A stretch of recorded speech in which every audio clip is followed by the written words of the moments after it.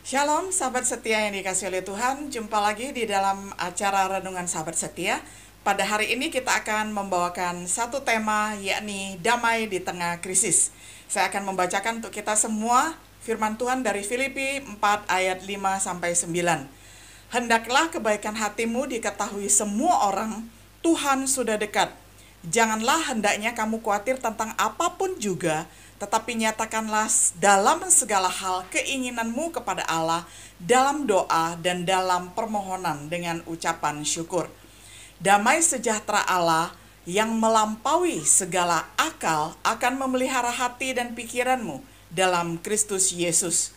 Jadi akhirnya saudara-saudara, semua yang benar, semua yang mulia, semua yang adil, semua yang suci, semua yang manis, semua yang sedap didengar, semua yang disebut kebajikan dan patut dipuji, pikirkanlah semua itu.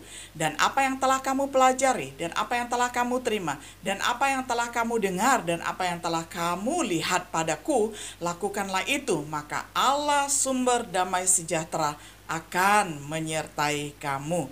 Saudara, di sini kita akan fokus kepada satu kata, yakni damai. Makanya kita bisa damai di tengah krisis karena kata damai ini sungguh luar biasa.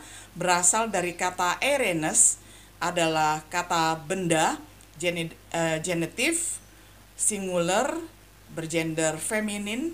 Berasal dari kata erene, yang artinya adalah peace ataupun damai. Jadi kedamaian ini tidak tergantung oleh kondisi di luar, tetapi di dalam hubungannya dengan Allah, di dalam hubungan batin dengan Allah. Nah, ini damai sejahtera karena kita mempunyai Allah sumber damai sejahtera, yakni Tuhan Yesus sendiri. Sahabat setia yang dikasih oleh Tuhan, majalah Times meriset bahwa pada tahun 2020, depresi adalah masalah yang paling berat di Asia, dan saya yakin ditambah dengan pandemi COVID-19 ini menjadi masalah yang paling berat di seluruh dunia.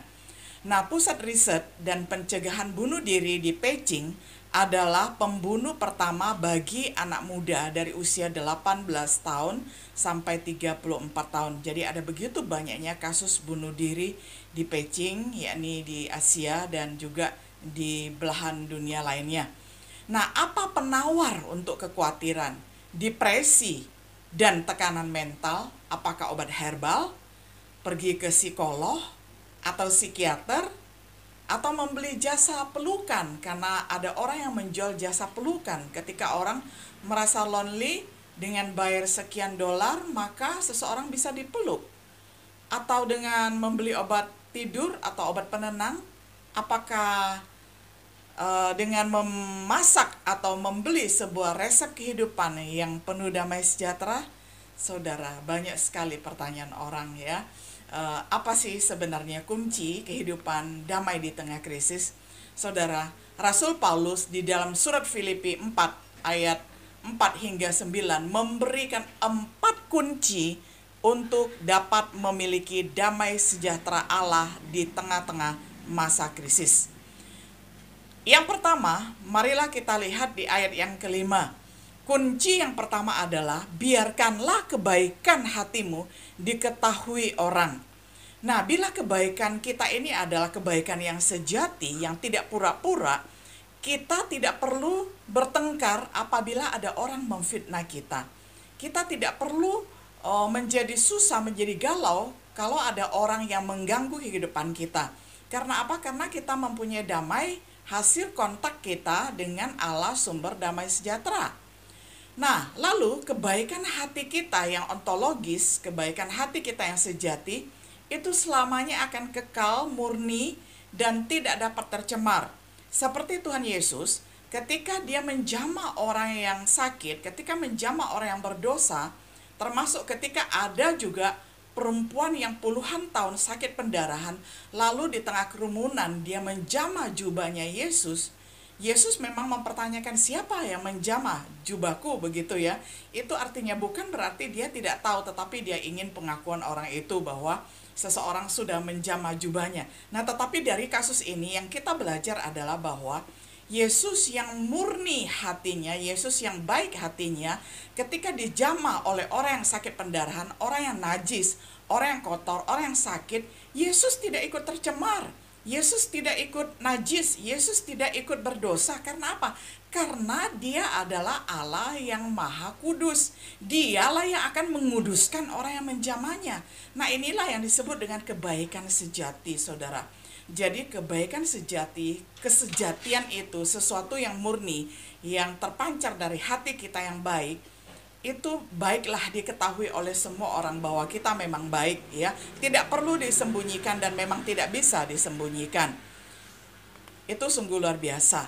Nah, kita dapat menjadi orang yang menunjukkan kebaikan hati mulai dari lingkaran konsentris kita. Apa itu lingkaran konsentris? Lingkaran konsentris itu adalah orang yang terdekat dengan kita, misalnya orang yang satu rumah dengan kita, orang satu keluarga, kemudian tetangga, kemudian gereja, kemudian masyarakat, dan seterusnya. Tidak seperti Sufi Bayasid, ya. Ada satu kesaksian seorang yang bernama Sufi Bayasid. Dia mempunyai cita-cita hidupnya ingin mengubah dunia. Namun ketika menjelang ajal dia melihat dunia tidak berubah sama sekali. Lalu dia bercermin dan dia akhirnya segera tahu, seharusnya sebelum saya mengubah dunia, biarlah diri saya diubahkan terlebih dahulu. Baru saya mengubah keluarga, baru saya mengubah masyarakat saya, baru saya mengubah negara saya, baru saya mengubah dunia. Ya, jadi jangan mempunyai cita-cita yang begitu tinggi sedangkan diri kita sendiri belum berubah atau kena dampak dari perubahan itu sendiri. Nah, itu adalah kisah tentang Sufi Bayasid. Nah, bagaimana dengan kebaikan diri kita, saudara? Apakah kebaikan kita ini betul-betul sudah murni adanya hasil dari akses kita dengan Tuhan, persekutuan kita dengan Tuhan terus-menerus? Bagaimana dengan kebaikan kita sebagai gereja yang dikenal orang lain sebagai garam dan terang dunia, sebagai parfum Kristus, sebagai surat Kristus? Bagaimana dengan komunitas kita, masyarakat kita? Bagaimana dengan bangsa kita? Nah, saudaraku, inilah tugas kita. Biarlah kebaikan hati kita diketahui oleh semua orang. Kunci yang kedua agar kita damai di tengah krisis, di ayat 6 dan 7, Paulus dan Tuhan Yesus satu prinsip, bahwa kekhawatiran tidak akan menambah satu hasta atau satu jengkal pun di dalam hidup kita. Jadi biasanya kekhawatiran itu tidak satu pun yang akan menyentuh kita. Jadi sebenarnya ketika kita khawatir dan cemas itu adalah sia-sia belaka, ya. Hanya memperburuk keadaan tetapi tidak akan pernah terjadi. Nah, dengan belajar tunduk kepada otoritas hidup kita, yakni kepada Tuhan, maka kita akan terhindar dari kekhawatiran dan depresi. Jadi apakah kita mempunyai otoritas tertinggi di dalam hidup kita, yakni Tuhan yang hidup, Tuhan yang kita percaya, dan Tuhan yang menjadi sandaran hidup kita? Kalau ada, kita akan terhindar dari kekhawatiran dan depresi. Nah, contohnya saudara, ketika Rasul Paulus menuliskan surat Filipi, surat yang dikenal dengan perkataan bersukacitalah senantiasa, dan ada perkataan sukacita banyak sekali di situ. Apakah keadaannya dalam keadaan nyaman begitu? Duduk nyaman di studio pribadinya, duduk nyaman di kantornya? Tidak. Rasul Paulus mengatakan bersukacitalah dan damai sejahtera ketika tangan dan kakinya terbelenggu, terpasung oleh rantai di dalam penjara, tetapi jiwanya tetap shalom, tetap irene, tetap memiliki damai yang sejati di dalam Tuhan. Nah, itu contohnya. Jangan kita khawatir oleh keadaan buruk yang mengelilingi kita, tetapi hati kita, jiwa kita, roh kita tetap terpelihara karena kita mempunyai persekutuan dengan Tuhan. Itulah kunci yang kedua. Saudara, bentuk depresi dari zaman ke zaman, baik itu ketika sudah tiba pada usia menikah, belum menikah, ataupun studi yang nggak selesai-selesai, ataupun paras yang mungkin merasa tidak cantik dan pas-pasan, ataupun masalah finansial. Nah, sering sekali itu menjadi alasan orang untuk depresi sepanjang zaman. Nah, tetapi firman Tuhan mengatakan, jangan depresi oleh hal-hal yang demikian. Karena apa? Karena lihatlah burung di udara. Walaupun dia tidak menabur dan tidak menanam, tetapi tetap hidup karena Tuhan pelihara. Nah, kita lebih daripada burung. Bahkan katanya sehelai rambut pun terhitung. Dan sehelai rambut pun tidak akan terjatuh di tanah kalau Tuhan tidak mengizinkannya. Nah, itu janji pemeliharaan Tuhan di dalam hidup kita. Luar biasa bukan? Nah, saudara, kita jangan seperti Firaun dan Herodes, dua raja di dalam perjanjian lama dan di dalam perjanjian baru, yang begitu khawatir dengan ancaman seorang bayi yang lahir ya. Kalau Firaun ya pernah ingin memusnahkan Musa, itu kan bayi ya yang tidak berdaya. Lalu Herodes ingin memusnahkan seorang bayi yang dianggap saingannya, yakni Yesus. Nah, dua orang raja ini penuh dengan kekhawatiran dan kecemasan. Tapi justru akhirnya mereka yang mati dan bayi-bayi itu yang hidup. Nah, saudara, itu adalah contoh sepanjang sejarah tidak ada gunanya kalau kita depresi atau khawatir.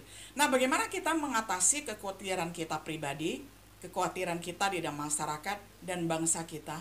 Mari sama-sama kita kembali kepada Allah yang menjadi sandaran hidup kita. Niscaya hidup kita akan tetap teguh, kokoh, dan damai selamanya. Nah, kunci yang ketiga untuk dapat damai di tengah krisis adalah kita selalu memikirkan kebaikan Allah di ayat yang ke-8. Memikirkan kebaikan Allah, ayat yang ke-8, ini sejajar dengan himbauan agar umat senantiasa memikirkan perkara yang di atas. Rasul Paulus berulang kali mengatakan, pikirkanlah perkara yang di atas. Artinya apa? Memikirkan hal-hal yang Allah pikirkan tentang kebaikan, tentang kesejahteraan, tentang segala sesuatu yang baik. Bukan memikirkan hal-hal yang ada di dunia ini yang meresahkan, yang membuat kita cemas dan khawatir. Perkara surgawi yang memegahkan Allah, yang meninggikan Allah, yang meninggikan otoritas Allah sebagai sumber dan sebagai pemberi hidup, niscaya akan mengalir di hidup kita. Hidup kita akan sejuk, hidup kita akan penuh dengan shalom, penuh dengan damai sejahtera. Nah, contoh kehidupan yang berkelimpahan itu adalah seperti ada sebuah gelas, setiap hari kita pasti pakai gelas. Nah, contoh kehidupan yang berkelimpahan adalah ketika gelas itu terus diisi, ya. Gelas itu adalah seumpama diri kita, dan isian ini adalah kekuatan dari Allah. Kalau setiap hari kita bersekutu dengan Allah, artinya ada energi, ada kekuatan dari Allah yang mengalir di hidup kita. Kalau gelas itu penuh, dia akan keluar dari atas, bukan bocor dari bawah ya. Kalau dari bawah itu bocor, tidak akan penuh. Tetapi kalau hidup yang berkelimpahan itu artinya melimpah. Saudara, contoh kehidupan yang berkelimpahan di dalam Tuhan itu dapat dikatakan bagaikan sebuah gelas, lalu diisi dengan air, ya, diisi sampai penuh dan kemudian akhirnya melimpah, ya. Nah, melimpah keluar. Kalau lewat di sini, lewat di bawah itu artinya bocor. Tetapi kalau air yang diisi terus penuh dan kemudian meluber, kemudian melimpah, itu namanya kehidupan yang berkelimpahan, ya. Namanya kita sendiri tercukupi dan di sekitarnya juga tersirami. Artinya apa? Orang lain akan mendapatkan berkat juga. Nah, di masa-masa pandemi COVID ini saya melihat ada banyak teman saya dan saya juga ikut terlibat, walaupun tidak memberi banyak-banyak, tetapi apa yang ada pada diri kami berikan, ya. Entah itu berupa hal-hal yang bisa langsung dimakan atau dipakai, atau juga satu doa, atau juga itu adalah berbagi pengalaman hidup, berbagi ilmu pengetahuan dan sebagainya. Yang jelas di tengah masa sulit kita tetap bisa berbagi. Itu artinya hidup kita ini adalah hidup yang berkelimpahan. Dari mana kita mendapatkan berkat tersebut? Dari Allah yang mengisi kita lewat kehidupan persekutuan doa, lewat kehidupan persekutuan pribadi kita dengan Allah melalui menerapkan firman Tuhan. Nah, itulah kekayaan Allah yang memberikan kita hidup, sehingga Tuhan Yesus sendiri pernah memberikan puji-pujian kepada seorang janda yang hanya mempunyai 2 keping uang, tetapi semua itu diberikan. Artinya apa? Artinya hidup dia lebih berkelimpahan dibandingkan orang yang memiliki segudang uang. Nah, orang-orang seperti inilah yang Tuhan cari di tengah situasi sulit seperti ini. Dalam keadaan sulit seperti apapun juga kita tetap peduli, kita tetap care satu dengan yang lainnya, sehingga kita tetap memuliakan dan bersandar kepada Allah kita yang hidup. Saudaraku yang dikasihi oleh Tuhan, agar kita tidak terjebak di dalam kekhawatiran, kita perlu menetapkan skala prioritas hidup kita. Nah, skala prioritas hidup yang benar adalah kita menempatkan Allah di tempat nomor 1 di dalam kehidupan kita, sehingga dengan begitu kita tidak akan kehilangan energi, kita tidak akan kehilangan dinamika hidup. Kita senantiasa akan menjadi terang dan menjadi garam di tengah-tengah dunia yang membutuhkan terang dan garam ini. Dengan demikian, maka kita dapat menjadi kesaksian, dapat menjadi saksi, karena kita menjadi the channel of the blessing, kita menjadi saluran berkat, menjadi alat yang tajam di tangan Tuhan. Sudah terbukti di dalam perjanjian lama dan perjanjian baru bahwa tidak pernah ada seorang pun yang kecewa ketika berketetapan hati untuk menyenangkan hati Tuhan, ya. Nah, jadi dari kesaksian seperti itulah, maka mari kita teladani, ya, para pahlawan iman, para raksasa iman di Alkitab yang sudah memberikan contoh kepada kita. Bersandarkan kepada Tuhan, maka hidup kita akan selalu damai di tengah-tengah krisis. Sekarang marilah kita mengevaluasi diri kita. Seberapa damaikah kehidupan kita? Apakah kita penuh dengan kekhawatiran? Kiranya kita senantiasa memiliki erene, yakni shalom dari Tuhan di dalam hidup kita, dan kita pancarkan kepada orang-orang di sekeliling kita. Saudara, kunci yang keempat untuk mengalami damai di tengah krisis ada di dalam ayat yang ke-9, yakni mempraktekkan ajaran firman Tuhan secara berkesinambungan yang adalah sumber damai sejahtera. Bacaan firman Tuhan yang kita baca di dalam Filipi ayat 9 itu tadi mengatakan, apapun yang telah kita dengar, yang telah kita terima, yang telah kita pelajari, praktekkanlah itu, ya. Jadi firman Tuhan yang sudah kita dengarkan ini mungkin sudah puluhan tahun, saudara. Setiap hari kita baca, mungkin ada yang baca dari Kejadian sampai Wahyu, ada yang puluhan kali, ada yang 100 kali. Nah, tetapi firman Tuhan ini tidak pernah expired, tidak pernah kadaluarsa, senantiasa baru, senantiasa firman Tuhan ini adalah makanan yang sehat dan minuman yang sehat bagi jiwa kita. Nah, adakah kita praktekkan? Kalau kita praktekkan, maka kondisi hidup kita ini akan senantiasa segar bugar. Saudara, berdasarkan hasil survei yang diadakan di dunia ini, ada diambil beberapa sampel, ada sekitar ribuan sampel, bahwa orang Kristen memiliki kesehatan jiwa yang luar biasa ketika ada bencana. Karena apa? Karena memiliki damai sejahtera di dalam hidupnya. Ada erene, ada shalom sejati dari Allah, sehingga banyak orang yang menjadi tidak normal, menjadi sakit jiwa, tetapi orang Kristen tetap terpelihara. Karena apa? Karena ada sumber damai sejahtera yang tinggal di hatinya. Saudara, ada satu kisah tentang lukisan yang memenangkan sayembara. Sayembara ini temanya adalah damai di tengah krisis. Jadi ada orang yang mencoba melukis, ya, tentang angin ribut, lalu ada pemandangan danau yang tetap tenang, pemandangan banyak sekali yang dilukis. Tetapi yang jadi juara satu, yang berhasil memenangkan kontes tersebut adalah ada sarang di atas pohon. Anak-anak burung tetap dapat tinggal dengan tenang, bahkan ada yang tidur dengan nyaman walaupun angin ribut di sekitarnya. Karena apa? Karena ada induknya beserta dengan anak-anak burung tersebut, ya. Nah, ini lukisan yang saya sangat suka sekali. Karena apa? Persis seperti yang dikatakan di dalam Ulangan 32 ayat 11.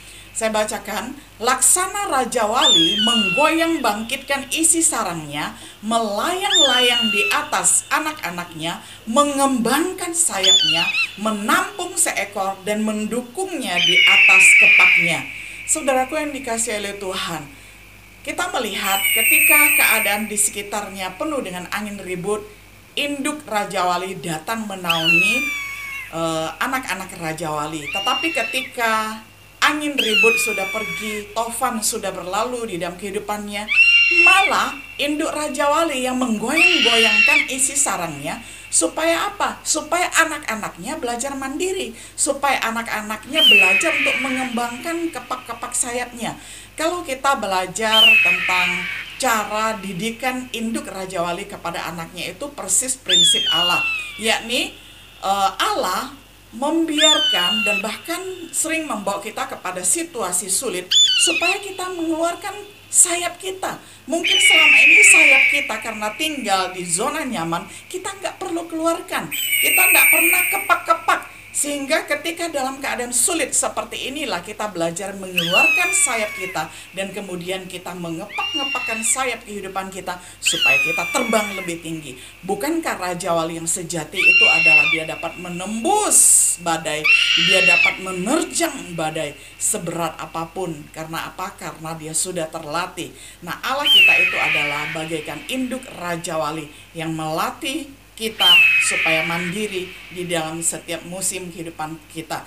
Dan kalau kita belum bisa mengeluarkan sayap dan kemudian kita jatuh melorot, induk Raja Wali sudah siap mendukung kita. Dia akan menampung kita dan kemudian dia bawa lagi di atas ketinggian, dia lepaskan lagi, dan kemudian kalau kita jatuh lagi, dia akan mendukung kita lagi sampai akhirnya kita bisa mengeluarkan sayap dan kemudian kita belajar terbang sendiri. Indah sekali saudara, saya suka sekali dengan kisah seperti ini.